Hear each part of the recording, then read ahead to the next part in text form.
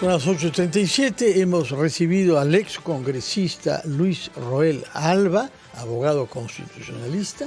Queremos hablar varios temas que tienen que ver con nuestra institucionalidad y el primero de ellos, naturalmente, es esta iniciativa en la Comisión de Constitución del Congreso de la República para permitir que los congresistas puedan hacer proselitismo durante sus semanas de representación. Su opinión sobre el fundamento técnico, es decir, jurídico, de esta decisión.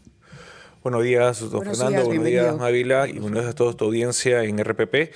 Efectivamente, a ver, para empezar, lo que están dando hoy por hoy el Congreso de la República es una muestra más de que no están sintonizados con la ciudadanía y con la necesidad de la ciudadanía, que es la transparencia y el uso de recursos públicos solo para beneficio del interés general y no para ellos mismos. Y en ese sentido, ellos se están dando una excepción a la regla general. ¿Cuál es la regla general? Que ningún funcionario público puede hacer campaña con los fondos públicos y estando en ejercicio de la función pública. Por eso que la norma electoral pide que los que son autoridades dejen la función pública el 1 de octubre. Ministros, alcaldes, gobernadores, etcétera, tienen que dejar la función pública el 1 de octubre para que puedan recién ahí hacer campaña. ¿Por qué los congresistas serían diferentes? ¿Por qué los congresistas se les está dando una excepción a la regla general? Ahora, el Congreso lo que dice, o quienes impulsaron este cambio o esta norma, para ponerlo así, dicen, claro, pero nosotros somos, vamos a decirlo, defensores de una posición política. Entonces no tendríamos por qué no mencionar, por ejemplo, ¿no?, nuestras propuestas políticas o lo que creemos, ¿no?, porque somos actores políticos elegidos precisamente por una representación o una militancia dentro de un partido, de una organización política. Pero la pregunta es, ¿esto no ocurría antes? ¿Por qué la necesidad de finalmente ponerlo hoy en el papel?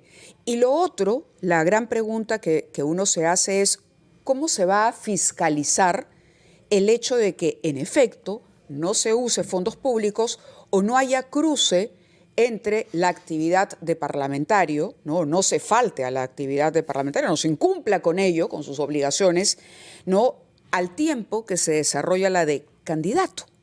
Exactamente. Ahí lo primero que tendría que hacer los congresistas ya que tienen este reglamento es, pedir licencia. Lo más ético, aunque es un poco difícil pedirle esto al Congreso, es que pidan licencia sin cosa de haber durante todos los meses que vayan a hacer campaña, que serían enero, febrero, marzo y la quincena de abril. Que no reciban esa remuneración, porque si quieren hacer campaña activa, sobre todo los que quieren reelegirse a diputado o senador, tendrían que pedir esa licencia para que por lo menos como funcionarios públicos no estén usando la función pública y el dinero público para esas acciones. Y además, antes se daba, pero acuérdate, Mávila, que no existía el tema de la reelección. Entonces ninguno podía hacer campaña a sí mismo porque no tenía para qué reelegirse o un objetivo personal. Ahora sí lo tienen. Y una buena mayoría parece que va a... Y pareciera que eso buscaran la mayoría de congresistas al buscar esta reforma. Y voy a repetir, ¿por qué ellos tendrían que tener corona a diferencia de otros funcionarios públicos que sí tienen que renunciar o que tienen que pedir licencia? Bueno, lo que ellos dicen, para contestar a la pregunta que usted plantea, es que la naturaleza de su actividad es política. Y a diferencia de los otros funcionarios, ellos son elegidos por voto popular con un color político. No son neutros políticamente como sí deben ser los funcionarios.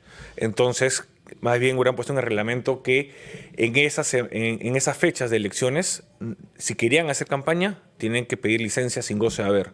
No solo el tema de la semana de representación, que es un dinero adicional a su sueldo, sino todo el sueldo. Porque si ya están usando la investidura, que eso no lo van a perder nunca, que ya es un factor importante y que genera una ventaja diferente y distinta a la que tienen otros candidatos, al menos que no lo hagan usando el dinero del Tesoro Público. De acuerdo. Quisiera preguntarle sobre otro tema también que se ha debatido, quiero los aspectos constitucionales y legales, el nombramiento del ministro Juan José Santibáñez en el gabinete del del señor Arana.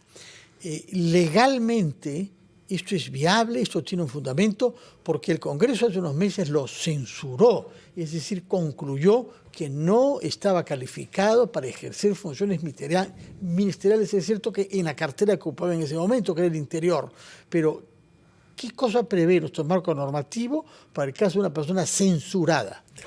Tanto la Constitución como la Ley Orgánica del Poder Ejecutivo y el Reglamento del Congreso establecen de que un ministro censurado en un sector no puede volver durante el gobierno de la presidencia al sector donde fue censurado. ¿Qué norma establece eso? Está tanto la Constitución como la Ley Orgánica del Poder Ejecutivo, inclusive el Reglamento del Congreso. ¿La Constitución propiamente dice eso? Lo que más bien no prohíbe. Y lo que no prohíbe, te lo permite. No prohíbe que ese ministro censurado pueda ocupar otra cartera o inclusive la presidencia del Consejo de Ministros. Entonces, al no haber una prohibición, hay una habilitación de que la presidencia pueda elegir libremente dentro de su libertad a quien pueda ser un ministro de Estado, menos en la cartera que fue censurado. Quería leer parte de un artículo publicado por el ex defensor del pueblo, el doctor Walter Gutiérrez, que señala, por ejemplo, cómo debe interpretarse el artículo 132 de la Constitución, la herramienta de control político más importante, que es la censura ministerial por parte del Congreso. Lo que él dice es que el objetivo es claro, hacer efectiva la responsabilidad política de un ministro o del gabinete, pero que su significado va más allá de un simple licenciamiento. Él dice, la censura implica el retiro formal de la confianza política que el Congreso deposita en un ministro. Esta confianza no se limita a su gestión en una cartera específica, sino que abarca su idoneidad general para ser parte del Consejo de Ministros y por ende del Poder Ejecutivo. Ojo, ¿Es una lectura válida? Yo coincido con el doctor Walter Gutiérrez, a quien yo respeto mucho y he trabajado con él bastante tiempo, y coincido en que eso debería ser el deber ser. ¿Cuál es la práctica que se ha dado? Al no tener una imposibilidad constitucional y tampoco orgánica, por las normas que ya he mencionado, lo que sucede es que quien ha asumido la presidencia ha puesto un ministro censurado en otro sector o inclusive lo ha puesto como presidente del Consejo de Ministros. Caso Betsy Chávez. Claro. Betsy Chávez, se acordarán ustedes de que fue censurada como ministra y luego apareció como presidente del Consejo de Ministros. Inclusive, por ejemplo, no solo le puedes darle otro sector de confianza dentro del gobierno, sino inclusive lo puedes poner por encima, darle un estatus mayor, que es ser el presidente del Consejo de Ministros. Es un tema interesante de abordar, entender el sentido de la Constitución, porque uno diría, caramba, la censura, la sola palabra, tiene un peso, una relevancia, ¿correcto? Hay una censura, no es que se llame a la interpelación, se censura a un ministro. Si el presidente tiene la facultad de nombrarlo en otra cartera, pues podría un ministro ser censurado no en una, en varias carteras y seguir rotando en todos los cargos que tenga disponibles en el gabinete. Con lo cual se desdibuja un poco el sentido de la censura como tal, digamos, es un punto de vista, es una interpretación la que estoy proponiendo, porque entiendo que el texto no es a pie juntillas así, pero vamos, hay una interpretación interesante. Me gustaría un comentario suyo, pero sí, si me permite, cumplimos con la pausa. Son las 8:51, retomamos nuestra conversación con el constitucionalista Luis Roel Alba, que debía en consecuencia concluir su opinión respecto del fundamento legal para que la presidenta Boluarte nombre en un cargo clave, por lo demás de su gabinete, a un ministro que había sido censurado hace pocos meses por el Congreso de la República.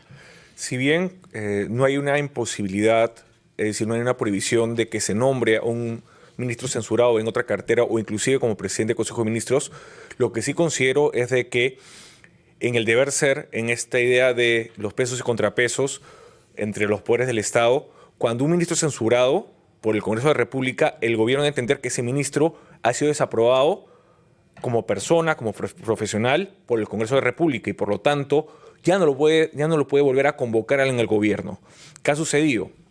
Que en este caso la presidenta de la República sabe que el Congreso no va a ponerle trabas o va a poner una oposición fuerte.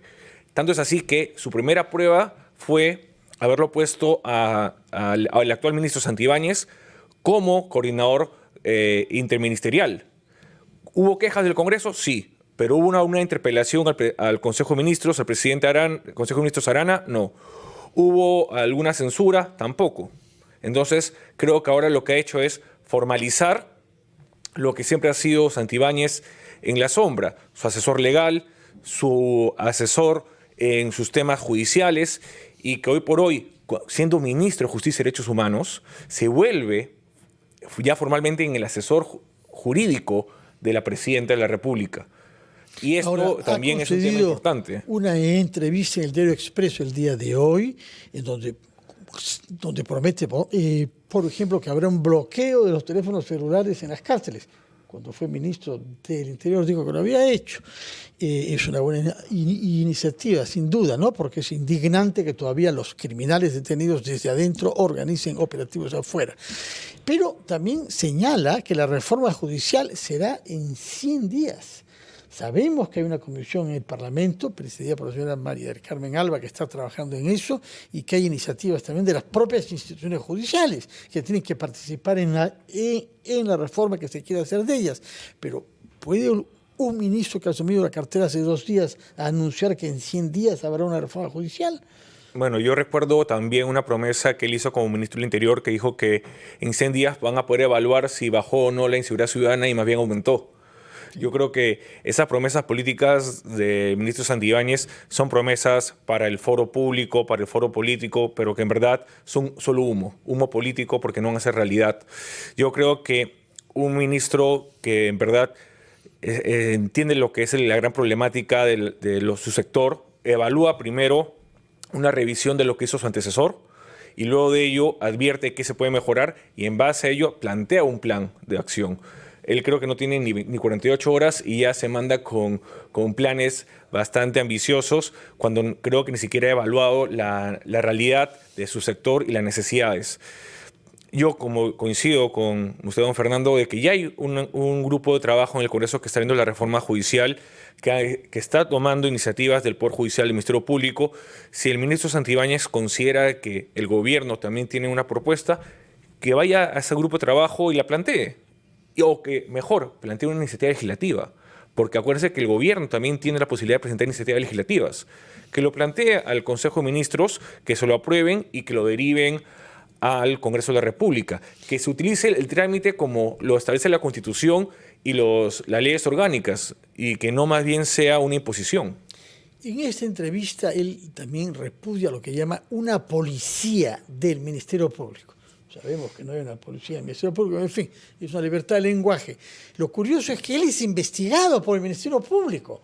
Entonces estamos ante un poderoso político, autoridad del Estado, que está socavando la autoridad de la institución encargada de investigarlo a él.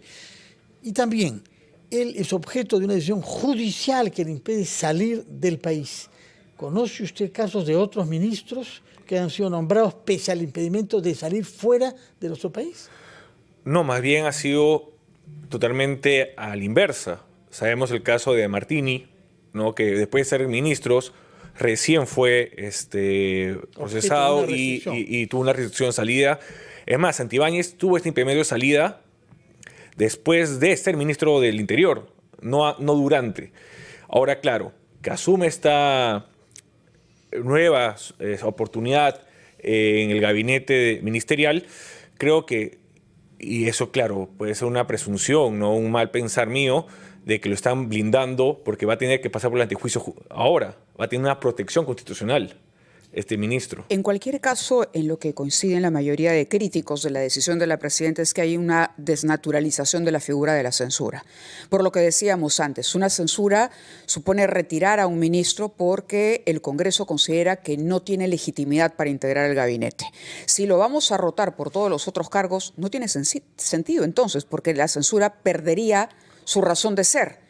No tiene en la práctica, digamos, el significado que se supone o entendemos tiene en la Constitución tal y como está redactada, por lo menos Miren, ahora. A este paso, Mávila, como tú bien señalas, la presidenta, que en verdad la práctica política natural, que un ministro censurado no pueda ser nuevamente incorporado a un gabinete ministerial durante el gobierno, puede ser censurado mañana por el Congreso, porque justamente ve que es una afrenta a su decisión de haberlo censurado. Pero mañana se hace otro mañana bloque. lo vuelve a poner en otro ministerio, por ejemplo, el ministro de Defensa, ¿no? Porque irá... Y vamos así, y vamos hasta así que acaben todos los que, cargos. hasta que termine como fácil ministro de la Mujer y Poblaciones Vulnerables. No, sería el primer ministro hombre en esa cartera. Bueno, puesto que está hablando con un tal sentido crítico sobre una autoridad del Estado, quisiera que ejerce el mismo sentido crítico respecto a su partido.